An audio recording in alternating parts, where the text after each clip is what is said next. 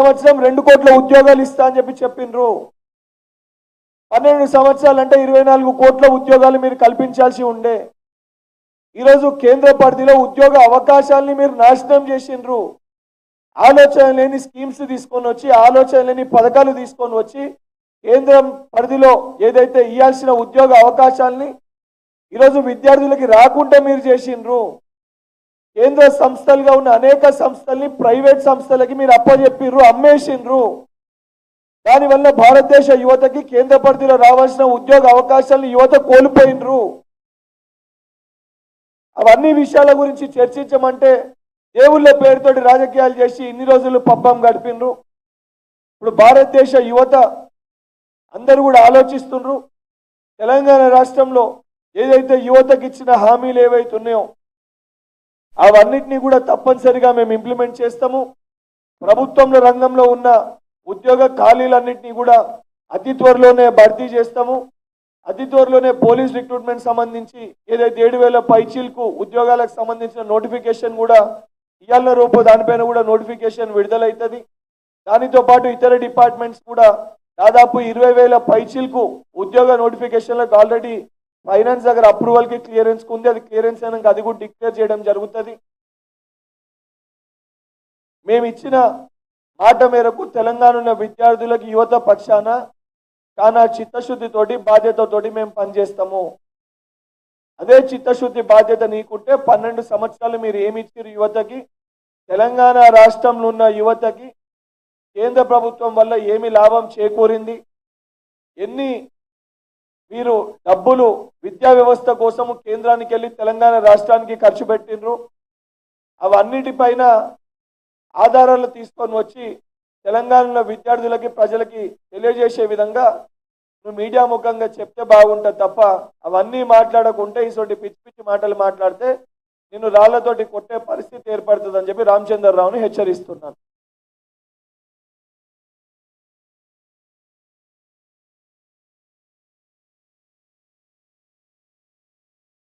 ఈరోజు ఎవరైతే మాట్లాడుతున్నారో దాని గురించి చెప్పిన ఎన్జీకి అవకాశం కల్పించాలని చెప్పి, యువతకి అవకాశం కల్పించాలని చెప్పి ఆల్రెడీ కాంగ్రెస్ ప్రభుత్వము పల్మూరి వెంకట్ని ఎమ్మెల్సీగా నియమించినప్పుడు 30 సంవత్సరాలు నిండి 2 నెలలు ఎలిజిబిలిటీ రాగానే 30 ఇయర్స్కి ఎలిజిబిలిటీ రాగానే గౌరవ ముఖ్యమంత్రి రేవంత్ రెడ్డి గారు, రాహుల్ గాంధీ గారు, ఏఐసిసి పెద్దలు అందరూ కలిసి, డిప్యూటీ సీఎం గారు అందరూ కలిసి యువతకు అవకాశం ఇవ్వాలని చెప్పి ఆ రోజు పల్మూరి వెంకట్కి అవకాశం ఇచ్చారు. 35 సంవత్సరాలు నిండగానే 37 సంవత్సరాలు ఉన్న అనిల్ కుమార్ యాదవ్ గారికి రాజ్యసభకు అవకాశం ఇవ్వడం జరిగింది. తప్పనిసరిగా సమయం వచ్చినప్పుడు యువతని ప్రోత్సహించే విధంగా, యువతకు అవకాశాలు ఇచ్చే విధంగా కాంగ్రెస్ ప్రభుత్వము ఈ ఉద్యమం ప్రారంభం కాకముందే పనిచేసింది. తప్పనిసరిగా రేపొద్దున కూడా అదే రకంగా పనిచేస్తుంది. దాన్ని భారతీయ జనతా పార్టీ బండి సంజయ్ గారు ఈరోజు మాట్లాడితే చాలా హాస్యాస్పదంగా అనిపిస్తుంది. భారతీయ జనతా పార్టీ ఎంతమంది యువకులకు అవకాశం కల్పించింది, కేంద్ర క్యాబినెట్లో ఎంతమంది యంగ్స్టర్స్ ఉన్నారు, 35 సంవత్సరాల లోపల ఉన్న వాళ్ళు ఎంతమంది ఉన్నారు, లేదా భారతీయ జనతా పార్టీ పాలిట రాష్ట్రాలలో 35 సంవత్సరాల లోపల ఉన్న వారికి ఎంతమందికి మంత్రి అవకాశం కల్పించారో ముందు వారు దానిపైన స్పష్టత ఇచ్చి వేరే అంశాల గురించి మాట్లాడితే బాగుంటుంది.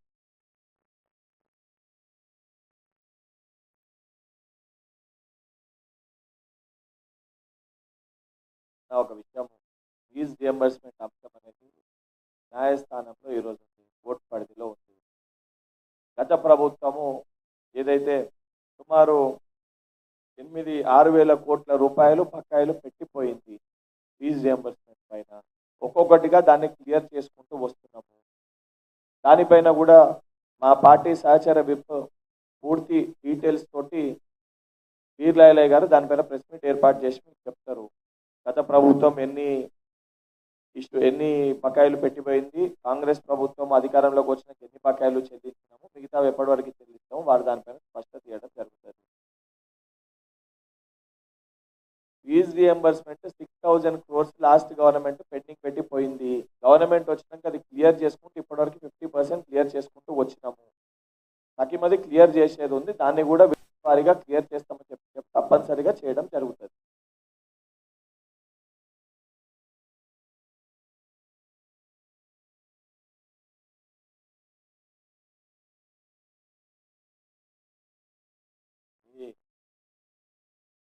ఎగ్జామినేషన్ పేపర్ లీక్ అయిందా, 10th క్లాస్ ఎగ్జామినేషన్ పైన మాట్లాడితే ఆనాడు బీఆర్ఎస్ పార్టీ బీజేపీ పార్టీ ఇద్దరు కలిసి ఇదే Bandi Sanjay 10th class paper leak అయిందని చెప్పి వీళ్ళిద్దరూ కొట్లాడి ఏదైతే డ్రామా ఆడిందో, హరీష్ అని ఒక పిల్లగాడు ఆ రోజు ఎగ్జామినేషన్కి వెళ్ళి డిబార్ అయినరు వీళ్ళు చేసిన తప్పిదానికి. ఒక విద్యార్థి జీవితం ఆగం చేసే ప్రయత్నం చేస్తే ఆ రోజు నేనే న్యాయస్థానంకి వెళ్ళి ఆ విద్యార్థికి మళ్ళీ ఎగ్జామ్ రాయనివ్వాలని చెప్పి కోర్టుకి వెళ్ళి ఆర్డర్ తీసుకొని వచ్చి ఎగ్జామ్ రాయిపించినాం. అది మా చిత్తశుద్ధి మేము అధికారంలో లేనప్పుడు.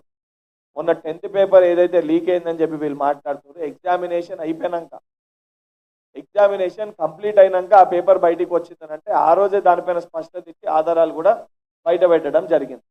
లీక్ అంటే ఏందో అర్థం వీళ్ళకి తెలుసా? అసలు లీక్ అంటే ఏందో అర్థం బండి సంజయ్కి తెలుసా?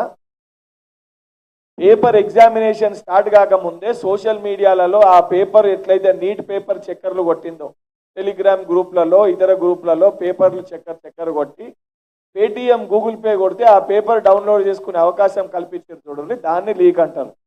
లేదా టీజీపీఎస్సీ పరిధిలో ఏదైతే ఒకటేసారి 26 పేపర్లు సంబంధించి అంగట్లో సరుకు అమ్మినట్టు బేగం బజార్లో పేపర్లు అమ్మితే బేగం బజార్ పోలీస్ స్టేషన్ పరిధిలో ఎఫ్ఐఆర్ నమోదైతే దాని తర్వాత ఆనాడున్న ఏదైతే అధికారులు కానీ లేదా ఆనాడున్న ప్రభుత్వంలో ఉన్న పెద్దలు కానీ తర్వాత మేల్కొని ఇది నిజంగానే పేపర్ అని చెప్పి టాస్క్ ఫోర్స్ అధికారులు చెప్తే అప్పుడు పేపర్ రద్దు చేసేది చూడండి, దాన్ని లీక్ అంటారు. లీక్ అంటే తెలియకుండా అర్థం లేకుండా ఈరోజు లీకులు చేసిన లీకులు రాయిళ్ళు ఆ ప్రభుత్వాలు ఈరోజు భారతీయ జనతా పార్టీ కానీ బీఆర్ఎస్ పార్టీ కానీ ఈరోజు భారతదేశంలో అత్యధిక పేపర్ లీకులు ఏ హయాంలో జరిగినాయంటే గత 12 సంవత్సరాల భారతీయ జనతా పార్టీ పరిపాలన హయాంలో జరిగినాయని చెప్పి 150 పేపర్లు పైగా లీకులు అయినాయని చెప్పి ఎవిడెన్సెస్తో సహా మన పేపర్తో సహా చూపించిన ఏ రాష్ట్రంలో ఎన్ని లీకులు అయినాయో. మధ్యప్రదేశ్లో వ్యాపం స్కామ్ అత్యధిక పెద్ద స్కామ్ అది. దానితో పాటు రాష్ట్రాల వారీగా చూసుకుంటే అత్యధిక పేపర్ లీకులు ఏ రాష్ట్రాలు అయినాయి రాష్ట్ర ప్రభుత్వాలు అంటే తెలంగాణ రాష్ట్రం బీఆర్ఎస్ హయాంలో అత్యధిక పేపర్ లీకులు అయినాయి అనేది ముమ్మాటికి వాస్తవం. ఇది అవి కూడా ఆధారాలతో సహా న్యాయస్థానాలే మొట్టికేసినాయి. మొన్న మా పైన కూడా గ్రూప్ 1, గ్రూప్ 2, గ్రూప్ 3 ఇవన్నిటిపైన కూడా న్యాయస్థానాల్ని ఆశ్రయించారు. ఏమైంది? న్యాయస్థానాలు ఏం చెప్పినాయి? మొట్టికాయలు వేసినాయి వెళ్ళిన వాళ్ళ పైన. మొట్టికాయలు వేసి 100% ట్రాన్స్పరెన్సీ తోటి ఎగ్జామినేషన్స్ జరిగినాయి, 100% ఇంటిగ్రిటీ తోటి ఎగ్జామినేషన్స్ జరిగినాయి, న్యాయస్థానాలే చెప్పినాయి. ఈరోజు వీళ్ళ మాట్లాడేది మా గురించి, భారతీయ జనతా పార్టీ బీఆర్ఎస్ పార్టీయా మాట్లాడేది మా గురించి? లీకుల గురించి సిగ్గుండాలి వీళ్ళకి మాట్లాడనీకి.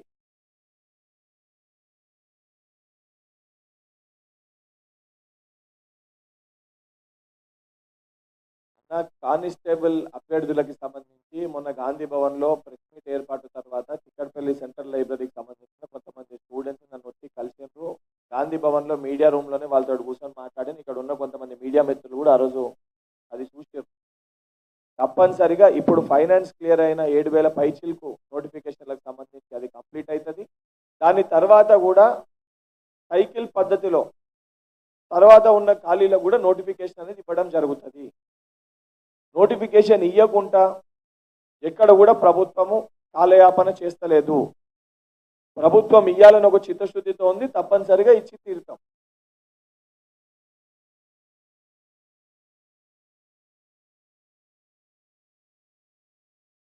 అన్న ఒక విషయము ధర్మేంద్ర నేను దేని గురించి ప్రస్తావించిన ఈరోజు